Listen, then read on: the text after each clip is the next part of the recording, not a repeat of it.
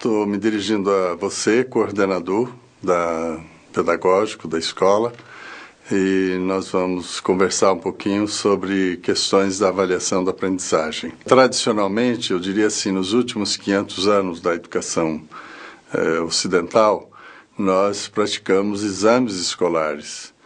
Ou seja, nós trouxemos para dentro da escola os modos de agir, os modos de ser que ocorriam na sociedade anterior ao século XVI, que era e continua sendo a seletividade. Ou seja, importamos para dentro da escola como é que nós vamos saber se o estudante aprendeu ou não aprendeu. Essa foi a questão que se colocou à educação do século XVI, porque anterior ao século XVI a escola não era como nós temos hoje. A escola era uma relação de um mestre, 2 aprendizes, um mestre, 3 aprendizes. Chamavam-se as oficinas de mestres e aprendizes. E a partir do século XVI começou a se pensar que um não ensinaria 2 ou 3, mas ensinaria muitos. E como se começou a pensar em ensinar uma quantidade relativamente grande de estudantes, e então a pergunta subsequente era assim: como que nós vamos saber se eles aprenderam? Para saber isso, se importou da vida social os exames que eram utilizados para seleção de profissionais, seleção de soldados para o exército, enfim, diversos âmbitos da atividade social. E se era seletivo, se esse processo era seletivo, ele foi importado para dentro da escola como seletivo. E então ficou assim: quem aprende, permanece. Quem não aprende, é reprovado. Ou quem aprende, prossegue. Quem não aprende, é retido. E esse modelo esse modelo seletivo, ele perdurou do século XVI ao século XX na educação ocidental. Qual que é a função da avaliação? A função da avaliação é garantir o sucesso em qualquer lugar, né? Na empresa, na experiência religiosa, na política, no nosso cotidiano, na família, em todo lugar. A função da avaliação é garantir o sucesso. Ela é a parceira de quem produz algum resultado, é a parceira no sentido assim de encontrar o melhor resultado de um determinado curso de ação, né? Então, nesse sentido, todos nós apostamos no sucesso. Eu, vocês, todos os seres humanos, afinal de contas, apostam no sucesso, né? E a avaliação é a nossa parceira nesse sentido, não porque a avaliação ela produza efeitos positivos, mas porque ela é um diagnóstico que sinaliza: olha, os resultados que você obteve ainda não são satisfatórios, ou os resultados que você obteve são plenamente satisfatórios. Então, a função da avaliação é ser nossa parceira na busca do sucesso, na medida que ela sinaliza, né, que nós não atingimos ainda a qualidade que nós esperávamos estar atingindo, que nós desejávamos estar atingindo. Muitas vezes eu recebo uma pergunta assim: a avaliação resolve isso? A avaliação não resolve nada. A avaliação só pesquisa a qualidade do resultado. Agora, o que resolve é a gestão. Gestão significa aquele que administra alguma coisa para chegar num determinado resultado. Então, a avaliação diz assim: ó, o que você está fazendo, o produto da sua atividade ainda não tem o resultado que você deseja, você espera, e então você quer fazer o quê? Quer produzir o resultado que você espera ou quer aceitar que o resultado não é satisfatório e permanecer por aí? Então, a avaliação, ela produz um indicativo, e a solução decorre da gestão, decorre da decisão e do investimento na produção do resultado que se deseja, que se espera, se deseja e se investe nele para a construção. Existe uma experiência na educação brasileira e fora do Brasil, que é o fracasso escolar. E nessa questão do fracasso escolar, nossa tradição, do século XVI para cá e nos nossos dias, é sempre dizer assim, quem fracassa é o estudante, né? Então, é o estudante que não tem desejo de estudar, o estudante que não aprende, o estudante que não lê, o estudante que se dispersa por outras experiências do dia a dia, do cotidiano, enfim. Ou então, até às vezes se amplia um pouquinho e usa alguns recursos sociológicos, assim, sujeito que vem das camadas populares e camadas desfavorecidas da população, depauperados do ponto de vista econômico, financeiro, mas também cultural, eles têm dificuldade de aprender, então produzem um fracasso escolar. E pouco tem se pensado assim, será que o fracasso escolar só decorre do estudante ou decorre também da instituição? Então, a partir de finais dos anos 1980, começou a se pensar assim, que também a instituição fracassa, né?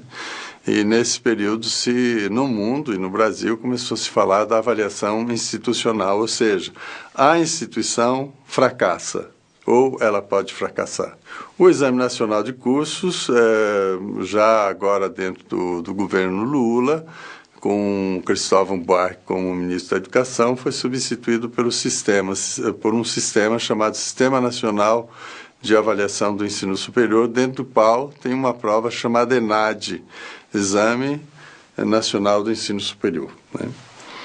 Essas avaliações de larga escala têm a função de dizer assim, não é só o estudante que fracassa, o sistema pode fracassar. Então, nós precisamos observar se o sistema produz o efeito que promete ou se ele fracassa. Então, as avaliações de larga escala têm essa função de olhar do lado do estudante. Na sala de aula, que parece que não faria sentido uma avaliação de larga escala, faz sentido uma avaliação de pequena escala, mas que é maior do que avaliar só acompanhar o estudante individualmente.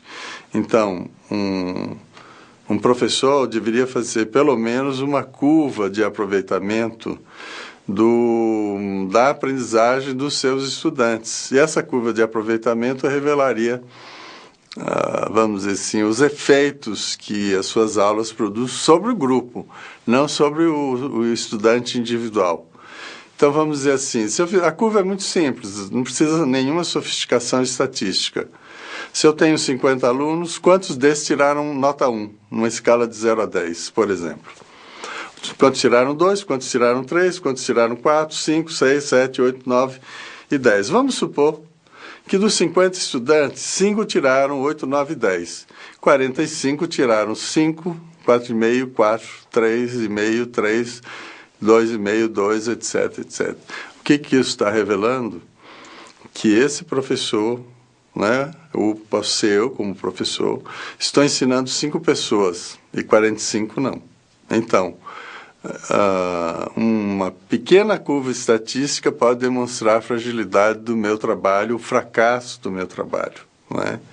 E é claro, eu posso dizer assim, mas nesse fracasso tem também o estudante, tem as condições, tem tudo isso, mas é importante, com uma curva de aprendizagem que revela uma fragilidade, é importante a gente olhar para o que está ocorrendo para o sistema. Então, a avaliação não pode ser só da aprendizagem do estudante, mas precisa ser do sistema, e dentro do sistema a sala de aula, de tal forma que a gente possa olhar assim, quem fracassa? Pode ser que quem fracassa é quem ensina, não é? É o sistema que pode estar fracassando. E se o sistema está fracassando, o que é que vamos fazer para ele não fracassar? Se o estudante individual está fracassando, o que nós vamos fazer? É o que tradicionalmente vem se chamando de recuperação, né? Então, são soluções do gestor para encontrar uma solução satisfatória no sentido de buscar um resultado positivo. É importante a gente pensar que o ato de avaliar é um ato de investigar, é um ato de produzir conhecimento, né? Ele se assemelha à pesquisa científica, ou ele equivale à pesquisa científica, a diferença está no resultado que se espera. A pesquisa científica pretende desvendar como que funciona a realidade, a avaliação pretende desvendar qual é a qualidade da realidade. Então, pela ciência, me interessa saber qual é a causa e qual é o efeito, ou quais são as múltiplas causas que produzem um determinado efeito. E, se eu puder manipular as causas, ou trabalhar, operar com as causas, eu posso modificar os efeitos.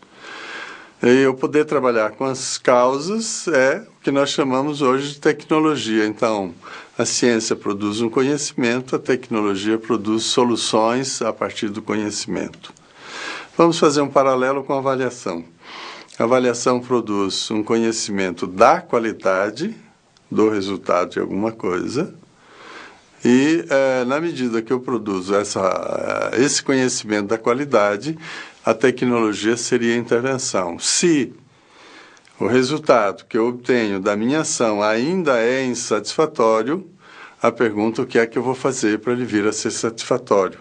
A avaliação necessita de ser praticada com o rigor da metodologia científica. Se ela não for praticada com esse rigor, ela é pura e simplesmente expressões de subjetividade, de juízos subjetivos, de juízos emocionais e assim por diante. Não é que a subjetividade e a vida emocional não estejam presentes na avaliação, mas o rigor metodológico vai propiciar minorar muito as expressões emocionais que muitas vezes se fazem bastante presentes nas práticas avaliativas, porque parece que elas são só subjetividade. E no caso de coleta de dados sobre a aprendizagem do estudante, é preciso que o instrumento tenha sistematicidade, ou seja, ele cubra tudo o que foi ensinado para o estudante e que é essencial. Não pode ser um ponto que outro ponto, não pode ser perguntas aleatórias, mas precisam de ser perguntas mapeadas consciente e logicamente. Senão, nós vamos entrar naquela coisa assim: ele errou tudo o quê? Não é? É preciso sistematicamente eu poder dizer assim: ele não aprendeu isso, não aprendeu isso, não aprendeu aquilo. Para isso eu tenho que ter um mapa do que eu quero saber. E esse mapa vai guiar a construção do instrumento, vai guiar a construção, vai guiar a correção do instrumento, vai guiar a leitura dos resultados, né? Então, eu tenho um mapa descritivo da aprendizagem do estudante. Isso é preciso levar em consideração num teste, numa redação, numa monografia, enfim, né, nos múltiplos instrumentos que a gente usa. A segunda coisa é que esses instrumentos precisam ser vazados numa linguagem compreensível para o estudante. Terceira característica é que esses instrumentos têm uma compatibilidade de conteúdo com o que foi ensinado. Conteúdo que foi ensinado, portanto, informações, habilidades e competências que tenha o mesmo nível de dificuldade, o mesmo nível de complexidade e a mesma metodologia com que foi ensinado. Se não, eu ensinei uma coisa, peço outra. Essa distorção entre eu ensinar uma coisa e pedir outra significa que eu não estou descrevendo bem o desempenho do estudante, né? E a última coisa, tem que ter alguma precisão. Então, o instrumento as perguntas precisam ter alguma precisão. Significa que o estudante tem que entender como eu entendo a pergunta, ou eu tenho que entender como o estudante entende a pergunta. Ela não pode ser genérica. Pois é, outro passo é assim: depois que eu descrevo, isso que eu descrevi já é satisfatório? Então, para saber se alguma coisa é satisfatória, o único caminho disponível epistemologicamente é a comparação, é comparar o descrito com um padrão ou um critério. Tem um critério que permite observar se a realidade é qualitativamente positiva ou negativa. Esse critério, no caso da aprendizagem, nós estabelecemos no dia que nós planejamos o ensino. Eu vou ensinar alguma coisa e espero que qualidade, não é? Qual é o padrão de qualidade, qual é o padrão de expectativa? Então, o instrumento, a coleta de dados através do instrumento me revela o desempenho e eu comparo esse desempenho revelado pelo instrumento com o padrão de qualidade. Se for satisfatório, ótimo. Se não for satisfatório, é o terceiro passo da avaliação, que é a intervenção. Então, disso nós podemos tirar duas consequências do ato de avaliar. Uma é do ponto de vista pedagógico e a outra do ponto de vista político. Do ponto de vista pedagógico, a avaliação, ela, como subsidiária do sucesso, ela garante pedagogicamente que a gente possa chegar, que nós possamos chegar ao resultado desejado. Não chegou ainda, vamos reinvestir para chegar ao resultado desejado. Pedagogicamente ainda, a avaliação é inclusiva, né? Enquanto os exames escolares que excluem, que reprovam ou que retêm a avaliação, diria assim, olha, ainda precisa trabalhar mais para que essa criança, esse adolescente ou esse adulto aprenda o necessário. Significa que ela convida a produção do resultado pedagógico, porque nós estamos trabalhando pedagogicamente. Politicamente, a avaliação ela é um recurso que sugere e propicia a educadores que assim desejarem estar investindo na equalização social. Não é que a educação equalize a sociedade, mas ela, junto com outras instâncias sociais, ela equaliza, ela democratiza, vamos dizer assim, a sociedade. Mas para democratizar a sociedade, é preciso que todos aprendam tudo o que for necessário de ser aprendido. Então, se eu planejo aquilo que é necessário de ser ensinado e aprendido, mas não foi aprendido, não serviu para nada. Mas se eu planejo aquilo que é necessário de ser aprendido e eu verdadeiramente invisto para que todos aprendam o necessário, eu democratizo não só o conhecimento, não só a cultura, mas eu ofereço aos educandos um recurso de democratização da vida social. Eles vão disputar o seu lugar na vida social.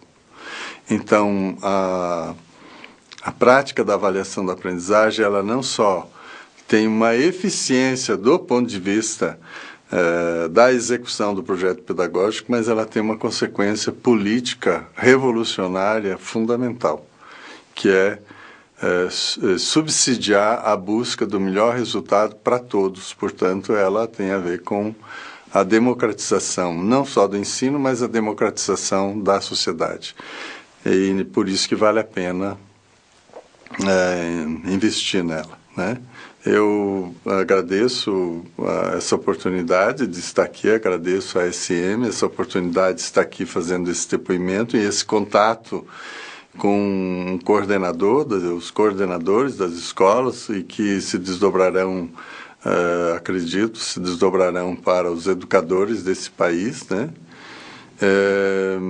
Eu sou muito grato por isso. E desejo a todos vocês, desejo a mim, desejo a educação brasileira mais sucesso, né? Mais sucesso significa melhores resultados da aprendizagem dos nossos educandos, portanto, uma elaboração sociocultural mais significativa para todos nós. Muito agradecido.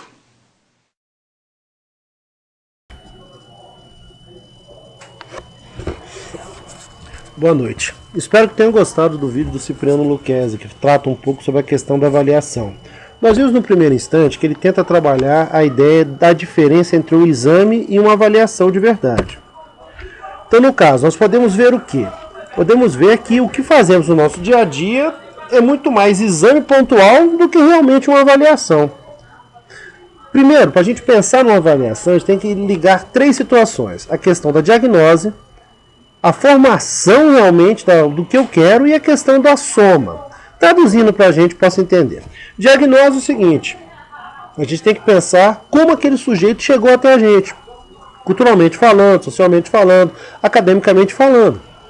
Outro detalhe, como citando a questão da formação, o que realmente eu estou oferecendo para ele, para que ele possa alcançar as metas que eu previ que ele conseguisse alcançar. E afinal de contas, será que essas metas são reais ou fictícias? Outro detalhe, então, depois de fazer isso, a gente tem que pensar na soma. O que é isso exatamente? O quanto ele cresceu desde o momento que ele entrou para mim ou não. Exemplo, como eu coloquei, mesmo que a gente tenha oferecido tudo para ele, não só resta duas opções para nós, colocar o sujeito como apto ou não apto. A gente acha isso justo? E com relação à questão da melhora do aluno, vamos pensar na seguinte situação. Pensa nessa perguntinha que eu deixei aqui para vocês. Quanto merece um aluno que melhorou 200% em relação ao seu diagnóstico inicial? E aí? Pense um pouquinho. A grande maioria de vocês deve ter pensado, poxa, ele merece ser apto, ele merece ser aprovado, mas muitas vezes não. Quer ver o caso? Imagine que ele tenha tirado 1. Se a nota dele aumentou para 4, ele melhorou em 200% o seu diagnóstico inicial. Mas você o reprova porque ele tem 4 e não 4,75.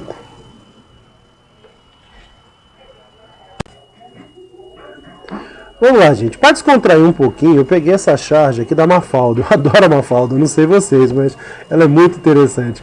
Aqui, vamos pensar um pouquinho nessas práticas avaliativas que a gente usa no dia a dia. Tá bom? Vamos ver aqui. Vou dar uma lidinha, de repente está ruim para vocês verem um pouquinho, mas eu vou dar uma lida. Aqui é o coleguinha da Mafalda. Péssimo! A professora me deu péssimo outra vez! Ah, meu Deus. É para isso que a gente vai à escola todo dia? Se eu viesse de vez em quando, ainda vai, mas fazer isso com o freguês? Imagina então. Da mesma maneira que nós podemos dividir o que é um exame e o que é uma avaliação, a gente também pode dividir os nossos queridos discentes em duas categorias. A categoria de aluno e a categoria de estudante. Aluno é mais ou menos como esse nosso amiguinho aqui. Ele acha que o simples fato de estar na escola já é bastante. O estudante ele já tem deveria ter uma outra noção, que é aquela questão de ter que correr atrás um pouco do seu sonho, pesquisar um pouco, ser um cara um pouco mais ativo dentro da questão de sala de aula. Vamos lá, pessoal. Durante o vídeo, o Lucchesi comentou pelo menos que existem 3 tipos de avaliação. Aqui eu as destaquei de uma forma bem fácil. Avaliação educacional, avaliação institucional e a avaliação externa. Podemos entender também como avaliação educacional como aquela que nós fazemos na nossa sala de aula, que nós vamos ver agora no próximo slide. Agora, a avaliação institucional é aquela que, no caso, a gente precisa de dados referentes a como foi o rendimento da escola, no colégio. Aqueles dados normalmente vêm, por exemplo, rendimento de quantidade de reprovações, para a gente poder pensar. Tem tudo a ver com aquela história do PPP do colégio. E a avaliação externa são aquelas grandes avaliações, como é o caso do Enem, que dá uma certa noção de como está o geral da nossa nação.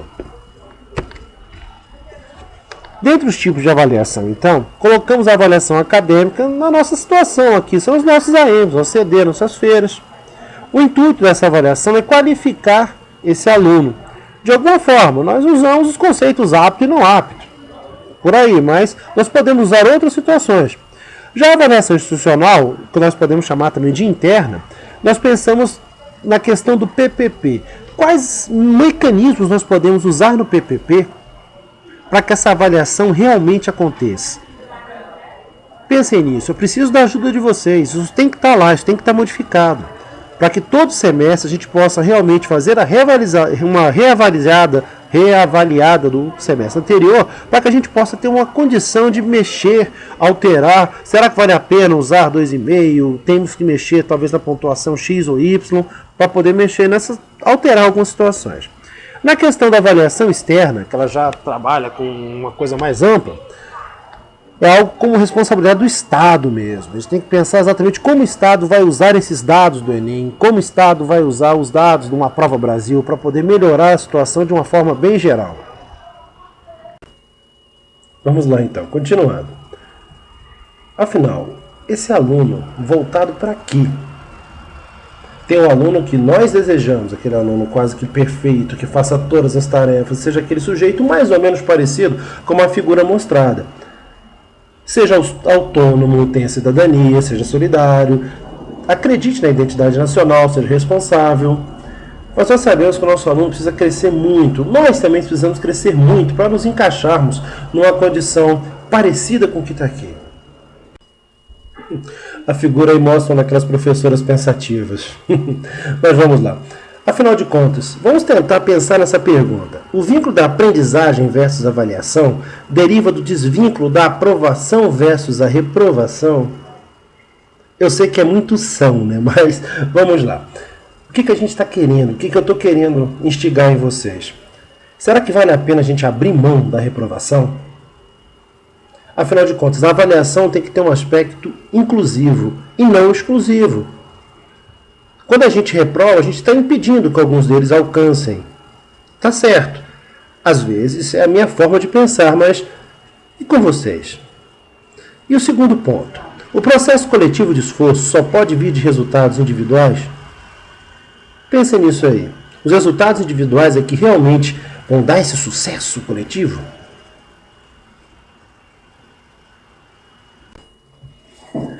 Vamos lá, pessoal. Temos agora a seguinte situação, né? Os alunos têm que ser chamados a um papel ativo na avaliação, que não seja mera idiosincrasia. Traduzindo, né? Vamos lá. Nós precisamos aprimorar os instrumentos. É o primeiro ponto. Aprimorando o instrumento, a gente pode melhorar em muito essa qualidade técnica, para que a gente possa ter a certeza do que é realmente coerente, o que é realmente válido nesse processo. Para isso, a gente precisa realmente melhorar a formação nossa, professor, precisamos trabalhar melhor isso aí. É claro também que precisamos que essas mudanças sejam aceitas pelo grupo, que a gente não se proteja. Aquelas velhas situações que nós sempre comentamos, às vezes questões sem nenhum tipo de nexo sendo colocadas, comandos completamente loucos que nem a gente entende para poder explicar para o aluno. E é claro que a avaliação tem que ensinar também. Ela tem que dar para o aluno e até para a gente também uma condição de melhora, de ganho. Então a gente precisa realmente expressar uma visão melhor de mundo, uma visão do que está acontecendo nesse momento, que ela não fique perdida no limbo. Certo, agora vem aquela famosa receita de bolo. Funciona para alguns, para mim realmente ajudou bastante. Vamos lá, de acordo com o Lucchesi, nos seus minutos do 13 a 20, 13 minutos e 20 segundos a 16 minutos e 40 segundos do vídeo que vocês assistiram, ele pega bem no finalzinho. Ele dá ali uma receitinha de como a gente pode trabalhar uma boa avaliação. Eu destaquei aqui alguns pontos para facilitar. Por exemplo, em primeiro ponto, a gente tem que definir os nossos critérios avaliativos. Ficar bem claro o que a gente quer cobrar e a forma que a gente vai cobrar. Nada de criação, assim, do nada, vamos mexer com... Não é isso. Diz para o aluno o que você quer e como você quer. Outro detalhe é usar uma linguagem clara e no nível do educando. Exemplo, vamos pegar um exemplo bem simples. Eu acho que é bem claro para todo professor de química que se você mistura um pouco de desinfetante com um pouco de hipoclorito, você vai liberar um pouco de ácido na forma de cloro gasoso. E esse cloro gasoso se mistura ao muco dos seus pulmões, podendo causar lesões sérias. Entenderam o que eu falei? Provavelmente o professor de química entenderia, o professor de biologia entenderia, mas muita gente faz isso numa prova. Eleva o nível a uma forma que não se comenta com o aluno. É óbvio que ele não vai entender. O que eu disse é que se você misturar água sanitária com desinfetante, você pode queimar o pulmão, tá? Outro detalhe, lembre-se, a avaliação também educa. Não tenha medo de ousar. Utilize textos curtos que contêm informações que sejam daquele momento, daquela situação. Tente, não tenha medo, use. E outro detalhe, na hora de avaliar os seus dados, não tenha medo, use a metodologia científica ponto a ponto. Dessa forma, ele dá algumas dicas. O Lucchesi dá algumas dicas. Tá certo, eu não concordo com parte, porque afinal de contas, daquela forma que ele usa, está colocando 50 tal, um valor de alunos que vocês não conseguiriam poder mensurar naquele. Eu também não concordei muito com aquele jeito dele. Mas pensa assim, dá para a gente melhorar pelo menos a qualidade do nosso serviço, quando a gente vê que pelo menos uns 50% dos nossos não está dando certo. Alguma coisa a gente está fazendo também de errado, não pode culpar exclusivamente o fator estudante ou aluno.